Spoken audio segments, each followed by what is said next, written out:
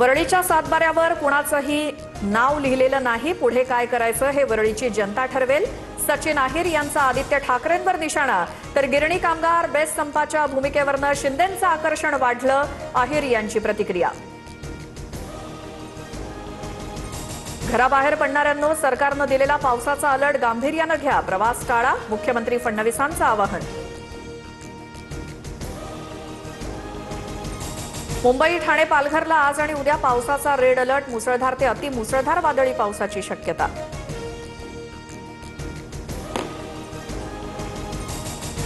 मुंबई पश्चिम उपनगरात पावसाची जोरदार बॅटिंग. पाणी साचल्यामुळे अंधेरी सबवे वाहतुकीसाठी बंद.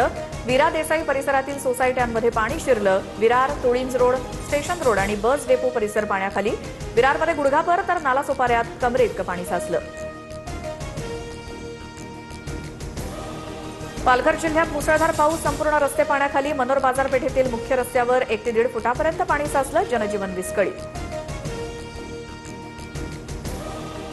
भिवंडीला मुसळधार पावसानं झोडपलं. मुख्य बाजारपेठा पाण्याखाली. घरासह दुकानांमध्ये पाणी शिरलं. जनजीवन विस्कळीत.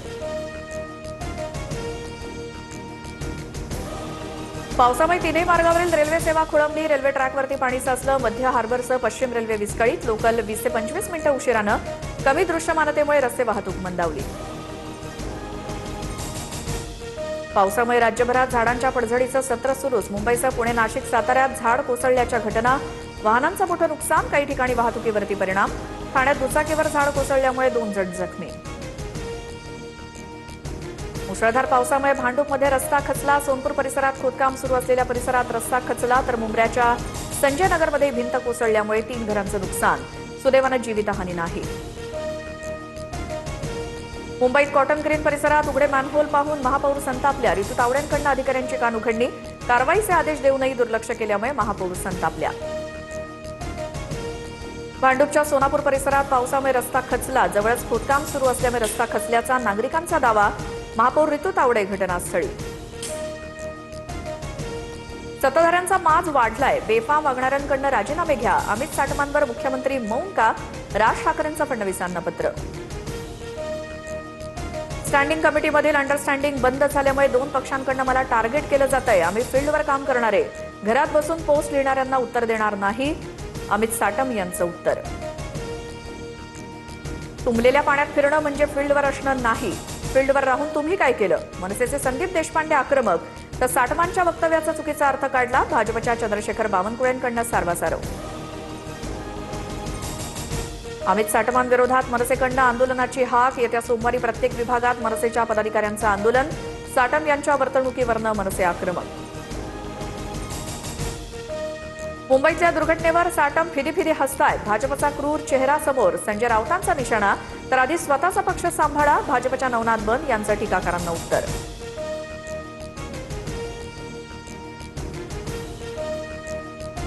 राम मंदिर ट्रस्ट पूर्णपणे बरखास्त केलं पाहिजे. फक्त दानपेटीवरती डल्ला नाही तर राम आणि सीतेची आभूषणं चोरीला. उद्या मुंबईत मग संपूर्ण महाराष्ट्रात रामरक्षा आंदोलन करणार. संजय राऊत आक्रमक. ऋतू तावडे या महापौर आमच्या हेडमास्टर नाहीत. गैरप्रकार सुरू होता म्हणून व्हिडिओ काढला. ऋतू तावडेंच्या आरोपांवरती किशोरी पेडणेकरांचं उत्तर. पेडणेकरांनी दालनाची रेकी केल्याचा ऋतू तावडेंचा आरोप. गटनेत्या किशोरी पेडणेकरांचा वेगळा प्रोटोकॉल. मात्र महापौरांच्या दालनात जाऊन हेरगिरी करणं चुकीचं. मंत्री संजय शिरसाट यांची टीका. उपमुख्यमंत्री एकनाथ शिंदेंची प्रकृती बिघडली. अशक्तपणा आणि व्हायरल ताप आल्यामुळे खासगी रुग्णालयात उपचार सुरू. रुग्णालयातनं घेतला राज्यातल्या पावसाचा आढावा. शिवसैनिकांना रस्त्यावरती उतरून मदतकार्य करण्याचं आवाहन. कोल्हापूरच्या पंचगंगा नदीच्या पाणी पातळीत वाढ. 19 बंधारे पाण्याखाली. तर रायगडमधील अंबा नदी आणि खेडमधील जगबुडी नदीनंही इशारा पातळी ओलांडली. नागरिकांना सतर्कतेचा इशारा. दमदार पावसामुळे राज्यातली धरणं ओव्हरफ्लो. हातनूर, गोसेखुर्द, कोयना धरणातून पाण्याचा विसर्ग. रत्नागिरीतल्या पानवल धरणही ओव्हरफ्लो.